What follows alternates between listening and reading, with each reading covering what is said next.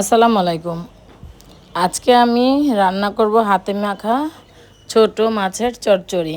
তো এখানে আমি 250 গ্রাম পাঁচমিশালি মাছ নিয়েছি, তবে এগুলি ছোট ছোট, বেশি বড় না, তাই কিন্তু আমি হাতে মেখে রান্না করব। তো দেখতেই পেয়েছেন খুব ভালো মতো কিন্তু পরিষ্কার করে নিয়েছি, ধুয়ে নিয়েছি। তো এখন আমি এখানে 2টা টমেটো আর 2টা জলপাই দিয়ে দিলাম।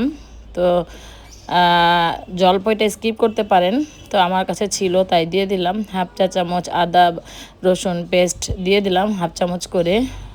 হলুদ গুঁড়া মরিচের গুঁড়া দিয়ে দিলাম হাফ চা চামচ করে, যেহেতু মাছ অল্প। ধনিয়া গুঁড়া দিয়ে দিলাম হাফ চামচ, আর লবণ দিয়ে দিলাম স্বাদ মতো। এখানে 4-5টা কাঁচামরিচ দিয়ে দিলাম, আর পরিমাণ মতো রান্নার তেল দিয়ে দিলাম। এখন এটাকে ভালো মতো হালকা হাতে আর কি মেখে নিব, যেন মাছগুলি ভেঙে না যায়। তো খুব আস্তে আস্তে মাছগুলি মেখে নিচ্ছি।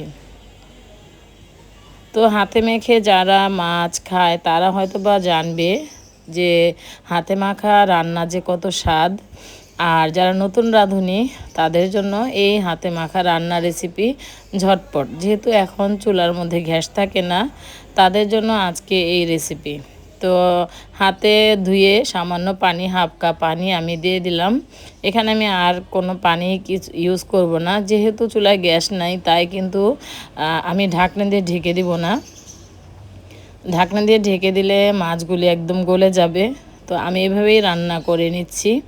তো তোমরা দেখতেই পাচ্ছ অল্প সময়ে এভাবে ঝটপট হাতে মেখে মাছ রান্না খুবই সহজ এবং খুবই সুস্বাদু হয়, আর খেতেও কিন্তু দারুণ লাগে। আমার কাছে তো বেশ ভালো লাগে। আমি কিন্তু আগে এরকম ছোট মাছ খেতে পারতাম না, কিন্তু এখন হাতে মেখে যখন রান্না করি তখন মনে হয় যে এতদিন আমি হয়তো বা ভুলই করেছি। যাই হোক, আমার কাছে খুব ভালো লেগেছে আসলে মাছ রান্না। আর এই মাছে ধনিয়া পাতা দিব না তা তো হয় না, তো ফ্রেশ ধনিয়া পাতাটা দিলে আরও বেশি ভালো লাগতো। যেহেতু আমার হাতের কাছে ফ্রেশ ধনিয়া পাতা ছিল না, তাই আমি ফ্রোজেন ধনিয়া পাতাটা দিয়ে দিলাম। তো হয়ে গেল আমার এই যে ছোট মাছের চচ্চড়ি হাতে মাখা। কেমন হয়েছে অবশ্যই কিন্তু একটা কমেন্ট করে যাবেন।